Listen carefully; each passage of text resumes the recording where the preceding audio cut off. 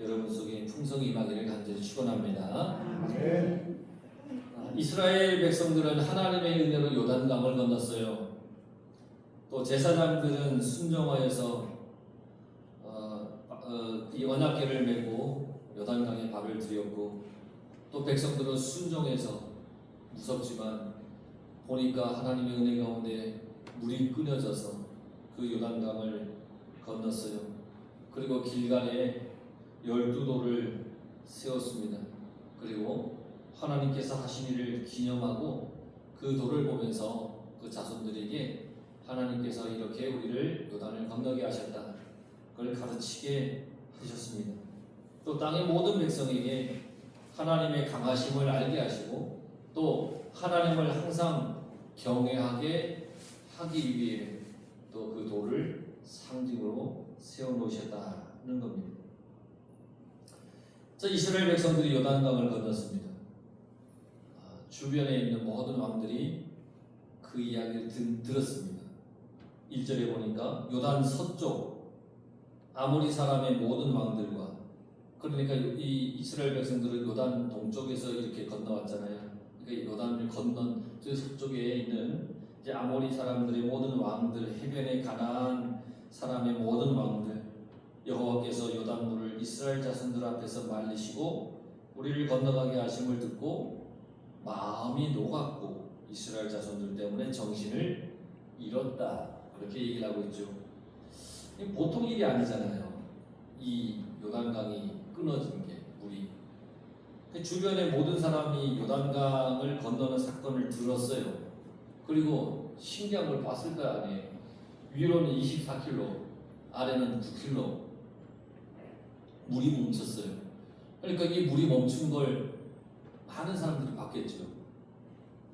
200만 명이나 되는 인구가 강을 건넜어요. 그러니까 그걸 많은 사람들이 봤겠죠. 200만 명이 건너는데 그걸 본 사람이 하나도 없다는 것은 그거는 말이 안 되잖아요. 그 주변의 사람들이 뭐지 하면서 보는 거예요. 지금 놀라운 일이에요. 그리고 그걸 본 사람들이 이제 말을 전하는 거죠. 그리고 왕들이 그 말을 듣는 거예요. 아니, 이 세상에 그 범람해야 할 요단강이 위로는 저 아람성 24km 위로, 밑에는 저 위험에 9km까지 물이 그냥 갑자기 그냥 탁 멈췄는데 200만 명에 되는 이스라엘, 그 애굽에서 나온 그들이 건너더라, 이 얘기를 이제 다 듣게 돼요. 요단강 주변에 사람 인근의 모든 왕들이 이 이야기를 듣게 되는 거예요. 들었다 그랬잖아요. 듣고 주의 깊게 경청하다라는 건데, 이 흘려 들은 게 아니에요. 그 얘기를 아주 귀담아 들은 거예요. 요단강을 건넌 걸 아주 귀담아 들었어요. 듣다 보니까 이 보통 일이 아니잖아요. 이 보통 일입니까? 놀라운 일이잖아요. 얼마나 놀랍습니까? 그리고 그들이 그걸 보고 마음이 녹았다는 거예요. 이 마음이 녹았다라는 말의 원어의 뜻에는 쐐기를 꽂다라는 뜻이 있어요. 쐐기를 꽂다. 이 쐐기를 꽂다, 마음에 쐐기를 꽂는 거예요. 이 쐐기라고 하는 것은 더 이상 뭘 하지 못하게 만드는 거예요. 쐐기를 꽂아버려요. 그 마음에 쐐기를 박다라고 하는 것은 이스라엘을 향한 하나님의 강하심에 더 이상 대항할 수 없다는 거예요. 그래서 마음이 녹았다는 얘기가 더 이상 이스라엘을 향한 하나님의 그 강하심에 더 이상 대항할 수 없는 두려움이 생긴 거예요. 그리고 정신을 잃었다 그랬잖아요. 이 정신은 호흡이라는 의미를 가지고 있어요. 숨 쉬는 호흡. 그러니까 이 호흡을 잃을 정도로 무서웠다는 거예요. 그러니까 이 정도면 이미 가나안 땅에 이스라엘 백성들이 딱 들어가면 전쟁의 승패는 다 갈린 것 같아요. 기세에서 이미 다 물리잖아요. 마음이 녹고 쐐기가 막히고 정신을 잃고. 그러니까 모든 주변의 나라들이 전의를 상실했어요. 그러니까 이대로 이제 이스라엘 백성들이 쳐들어가면, 돌격 앞으로 해서 딱 쳐들어가면 승리하는 건 시간 문제일 것 같아요. 그렇잖아요. 공격하기에 이보다 더 좋은 때가 어디 있어요? 좋잖아요. 이제 정신없이 밀어붙이면 되니까. 이미 그들은 전세가 기울은 거예요. 마음이 이미 우리는 안 돼 라는 마음을 가지고 있는 거예요. 너무너무 좋은 때예요. 그런데 하나님의 계획은 좀 달랐던 것 같아요. 2절에 보면 그때에 어떤 때냐면 지금 요단 서쪽에 있는 아모리 왕, 그리고 해변에 가나안 사람들, 모든 왕들이 덜덜덜덜 떨고 있는 그때에 전의를 다 상실한 그때에 하나님께서 돌격 앞으로 이렇게 하셔야 될 것 같은데, 그런 명령을 내리셔야 될 것 같은데, 오늘 성경에 보니까 그들의 생각과는 전혀 다른 명령을 내리고 계세요. 2절에 너는 부싯돌로 칼을 만들어 이스라엘 자손들에게 다시 할례를 행하라. 할례를 행하라. 할례를 행하면 이스라엘이 전쟁에 나갈 수 있습니까? 못 나갑니까? 못 나갑니다. 아무리 의학이 발달해도요, 남자들이 현대식 할례를 받으면 며칠도 꼼짝 못하는 거예요. 그런데 이 시대에 부싯돌로 이제 할례를 남자들이 행하면 절대 전쟁이 나갈 수 없어요. 그냥 할례를 행하고 이게 다 나을 때까지는 아무것도 못하는 거예요. 자, 전쟁을 계속 이어나가면 승리할 것 같은데요, 이 중요한 시기에 이 얼마나 비효율적이고 비합리적인 명령을 하나님께서 지금 내리십니까? 사람들의 생각에, 우리 생각에 왜 하나님께서 이렇게 비효율적이고 비합리적인 명령을 내렸을까? 지금 쳐들어가면 될 것 같은데 갑자기 너희들 할례를 받아라 이렇게 말씀하신단 말이에요. 물이 들어올 때 노를 저어야 되는데 하나님께서 물이 들어오는데 멈춰라 그러시는 거예요. 지금 멈춰라. 너희들 아무것도 하지 마라. 아무것도 하지 마라. 할례를 행하라. 3장 5절에 보면 이런 말씀하죠. 너희는 자신을 성결하게 하라. 이제 이 말씀, 내일이면 하나님께서 행하실 기가 막힌 일을 보게 되니까 성결하게 하라는 거예요. 요단강을 건너는 일을 이제 만날 거니까 너희들 성결해라. 내일이면 요단강을 건너니까 너무너무 좋아서 막 잔치하고 밤새 들뜬 마음으로 막 밤을 지새울 수도 있잖아요. 이제 우리 살았어. 우리는 이제 더 이상 이제 우리는 두려울 것 없어. 막 그러면서 막 들뜬 채로 막 인간적인 마음이 막 튀어나와서 막 잔치도 하고 막 그럴 수도 있잖아요. 그런데 하나님은 모든 것을 성결하게 하라 이렇게 명령을 내리셨단 말이에요. 요단강을 건너기 전에. 왜 그랬을까? 중요한 일을 앞두고 가장 필요한 것은 영적인 준비가 필요하다는 겁니다. 여러분 인생을 살아가고 이 세상을 살아갈 때 중요한 일을 앞두고 가장 필요한 게 뭐냐? 여러분 영적인 준비를 하는 것입니다. 영적 준비. 여리고 정복 전에 이들에게 할례로 성결하게 했습니다. 영적 준비를 하게 하신 겁니다. 영적 준비는 말씀에 순종하는 것입니다. 여러분 영적 준비가 도대체 뭘까? 대단한 신비로운 것일까? 라고 생각할지 모르겠지만 영적 준비는 말씀에 순종하는 겁니다. 하나님 말씀에 순종하는 겁니다. 하나님께서 할례를 행하라 명령하신 이유가 있으니까 그것에 순종해야 되는 겁니다. 이게 영적 준비입니다. 할례를 행하면 군대는 무능력하게 만드는 것인데, 그런데 여호수아는 순종했다고 그랬습니다. 여호수아는 나가서 전쟁을 많이 했잖아요. 근데 할례를 받으면 전쟁 못하는 걸 알아요. 그런데 하나님께서 너 다 할례를 받게 해. 그러니까 그 하나님 말씀에 순종했어요. 그 4절에 여호수아가 할례를 시행한 까닭은 이유가 나와요. 여호수아가 왜 할례를 행하였느냐? 애굽에서 나오기 전에 이스라엘의 모든 남자들은 다 할례를 받았어요. 태어난 지 8일 만에 할례를 받으니까 모든 남자들이 할례를 받았단 말이에요. 그런데 가데스 바네아에서 불순종하였어요. 그들은 그래서 모두가 다 광야에서 죽었어요. 이들이 광야에서 방황하는 동안에 그때 낳은 자손들은 할례를 받지 못했어요. 부모의 영적 무관심이기도 하죠.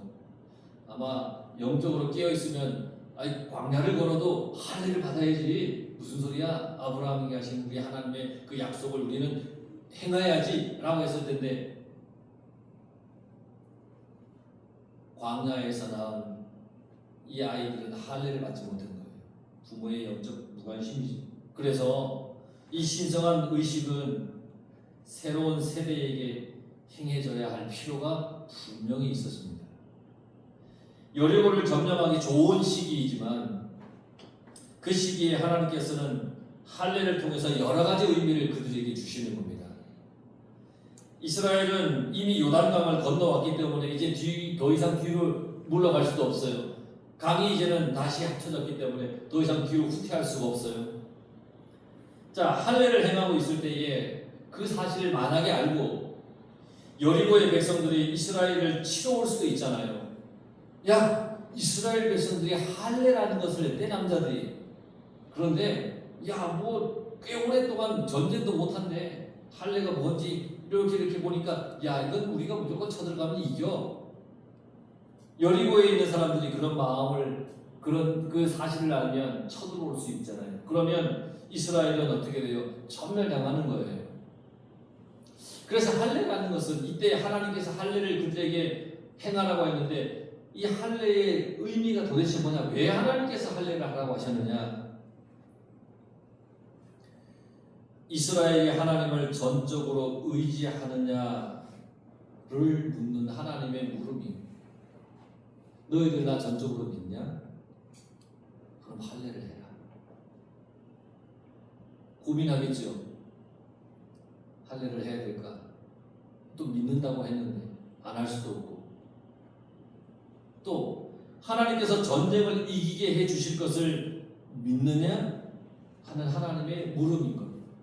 너희들이 싸우는 그 전쟁이 내가 이기게 해주는 전쟁인데 그건 믿어? 하고 물어보시는 겁니다. 이스라엘이 하나님을 믿습니까? 안 믿습니까? 믿잖아요. 그러면 아멘 할 것 아닙니까? 그럼 어떻게 해야 돼요? 하나님이 할례를 행하라고 하면 행해야 되는 거예요. 이건 전적으로 내가 하나님을 의지합니다, 믿습니다 하는 믿음의 고백인 겁니다. 여러분, 살다 보면 진퇴양난에 빠질 때가 있잖아요. 어려운 경우가 너무너무 많잖아요. 살다 보면 하는 일에 몰두하면 성공할 것 같은데, 근데 하나님께서 멈추고 기도하라라고 할 때가 있습니다. 사실 이럴 때 좀 주춤하게 됩니다. 왜냐하면 나는 지금 형편이 되게 진퇴양난이에요. 그래서 내가 조몽을 하면 될 것 같은데 하나님께서 잠깐 멈추고 기도해라. 이럴 때 좀 주춤거려요. 계속 일에 몰두해야 하는지 아니면 순종해서 기도해야 되는지. 내 생각에는, 그냥 인간적인 생각에는 이렇게 해 나가면 될 것 같은데 하나님께서는 아니야, 잠깐 멈추고 그리고 기도해. 근데 그거 어떻게 해야 될까? 여러분, 어떤 상황에서 어떤 순간에서도 여러분 순종하며 살아가야 합니다. 나의 모든 삶은 하나님 손에 달려있기 때문입니다. 그래서 순종해야 됩니다. 사람이 자기 길을 계획할지라도 그 길을 인도하시는 분은 여호와 하나님이시라고 했습니다. 그래서 순종해야 됩니다. 내가 아무리 내 길을 계획해도요, 하나님께서 그거 아니야 그러면 그 계획 아무것도 안 합니다. 근데 나는 미처 계획을 못 세웠는데 하나님께서 야, 이거 해야 돼 하고 데려가시면, 붙잡고 이렇게 이끌어 가시면 되는 겁니다. 우리의 모든 길은 하나님 손에 달려있기 때문입니다. 또한 길갈에서의 할례, 이 길갈에서 할례를 애굽의 수치를 떠나가게 한다라고 얘기를 했습니다. 애굽의 수치가 뭐냐? 광야 생활이 시작된 이후에 이스라엘이 당한 조롱과 비웃음입니다. 야, 너희들 애굽에서 편히 있었으면 고기도 먹고 먹을 것도 먹고 그냥 있었을 텐데, 그냥 노예로 있었으면 그래도 주는 거 먹고 살았을 텐데, 아이고 하면서 40년이나 근데 좋은 데 간다며 근데 40년 동안 그 뭐야 뭐 이러면서 주변의 사람들이 하는 조롱. 젖과 꿀이 흐르는 땅을 간다고 큰 소리를 치고 애굽에서 나왔는데 결국은 광야에서 헤매고 있는.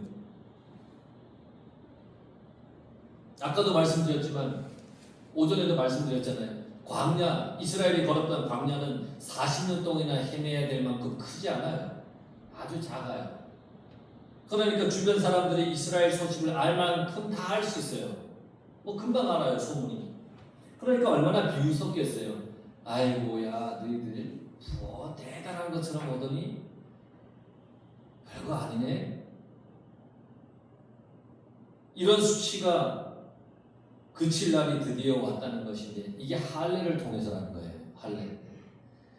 그러니까 할례 자체가 이 할례 자체가 중요한 게 아니라 할례가 주는 그 상징 의미, 하나님과의 새로운 관계가 성립되는 그게 중요하다는 겁니다. 아브라함의 할례가 왜 중요하냐? 그걸 통해 하나님과 아브라함이 언약의 관계가 성립되었기 때문에 중요한 것처럼 지금 이스라엘이 요단강을 건너서 이제부터는 하나님이 인도하여서 전쟁을 해야 되는데 하나님과의 관계가 성립되고 정립되어야 되는 거예요. 그걸 맺어주는 거, 그걸 생각하게 하는 거예요. 그게 할례예요. 이 길갈의 뜻이 뭐냐면 굴러가다라는 뜻이 있어요. 길갈.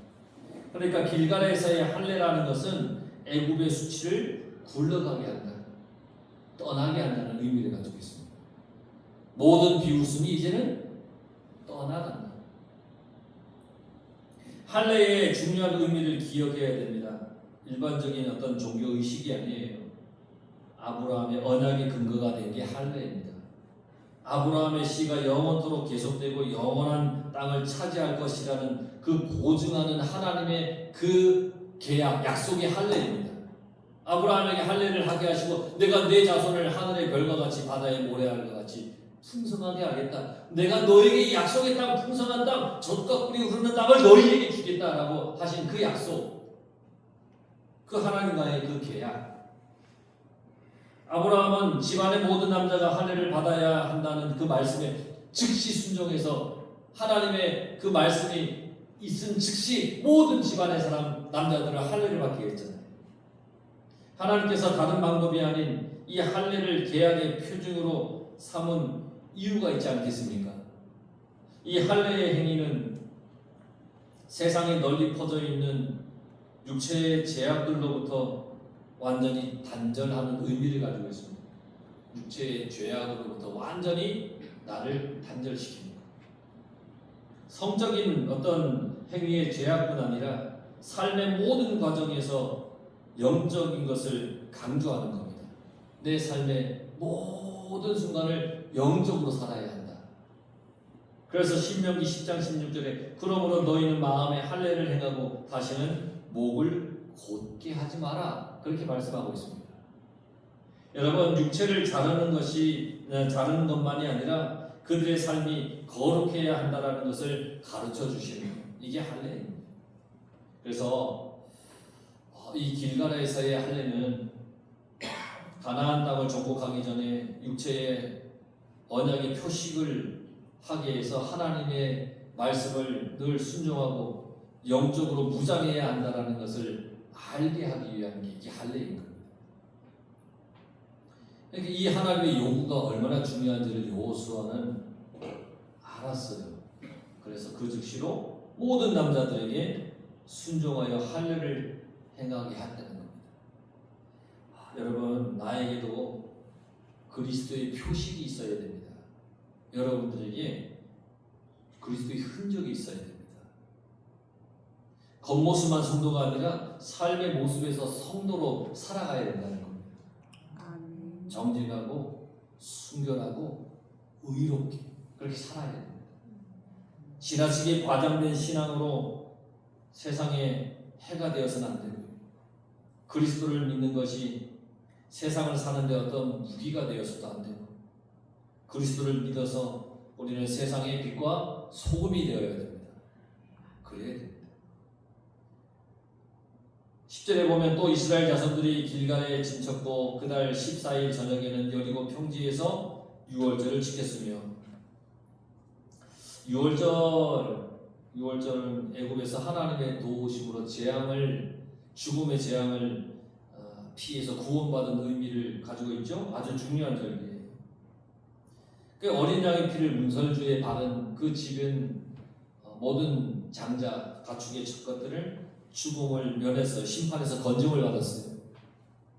20세 미만의 사람들은 그 아버지가 양을 잡아서 문설주에 이렇게 바른 거, 야밤에 막 급하게 나간 거, 애굽의 군대가 쫓아온 거, 홍해의 물벽이 딱 생겨서 그 사이로 건너가는 것들을 다 기억할 것 아니에요.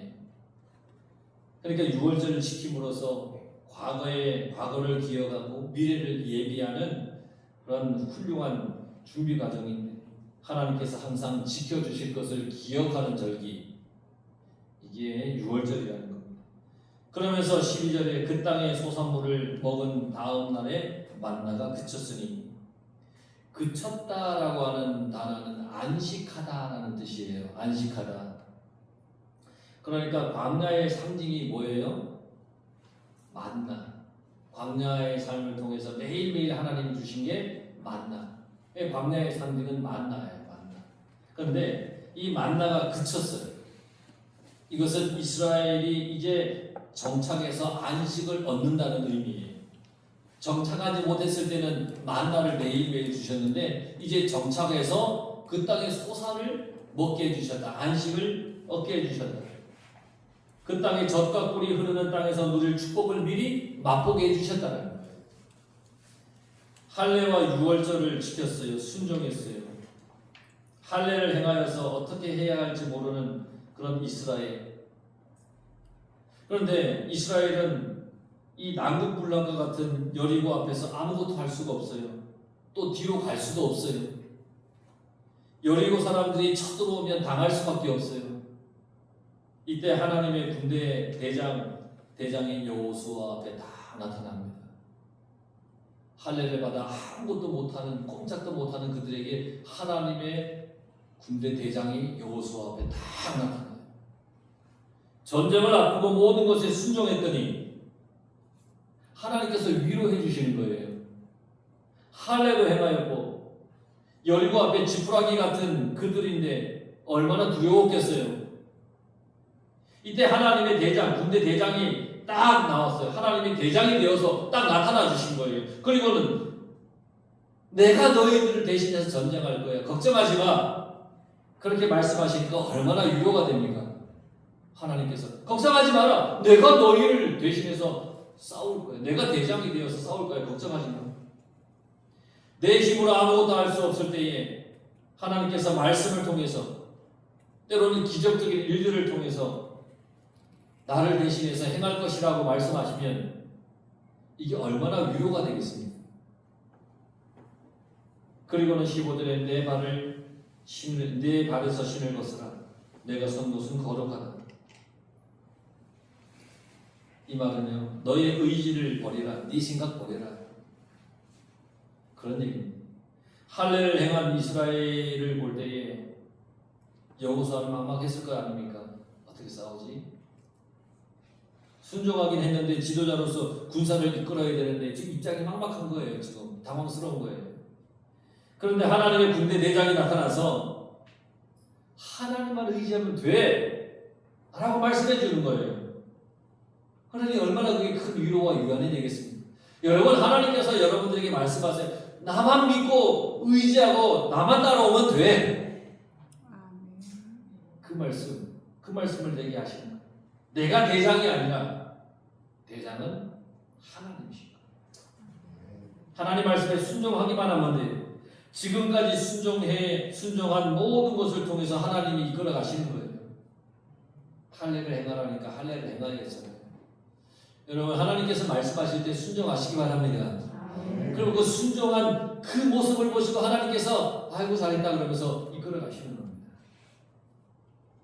우리는 그래서 하나님을 의지하면 됩니다. 순종한 것들이 손해가 아닙니다. 인간적인 생각에는 할례가 손해 같잖아요. 전쟁 앞두고. 그러나 여러분, 순종한 것은 절대 손해가 아닙니다. 내가 할 일들에 앞서서 나의 영이 하나님을 향해야 됩니다. 영적 준비를 늘 해야 됩니다. 늘 기도해야 합니다. 영적 질서가 세워져야 되는 겁니다. 그럴 때 하나님께서는 나를 이끌고 약속을 이루기 위해 가시는 겁니다. 이들이 이제 여리고를 정복하는 그 과정들이 있는데, 여러분 하나님 말씀에 늘 순종하고요, 늘 영적으로 늘 깨어서 준비하여서 하나님의 거룩한 은혜를 한없이 받는 우리 성도들 다 되시길 간절히 축원합니다. 기도하겠습니다.